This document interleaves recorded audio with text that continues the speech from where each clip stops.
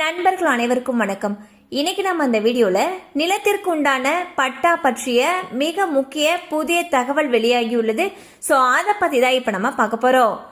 பட்டாவில் இறந்தவர்களுடைய பெயர்கள் நீக்கம் அல்லது புதிய உரிமையாளர்களுடைய பெயர்களை சேர்க்க ஆன்லைன் வசதி அறிமுகமாகியுள்ளது. அதன்படி உரிய ஆவணங்களுடன் e-services.tn.gov.in என்ற இணையதளம் அல்லது சேவை மையங்கள் அல்லது டிஎன் நிலம் சிட்டிசன் போர்ட்டல் தளம் மூலமாக விண்ணப்பிக்கலாம்.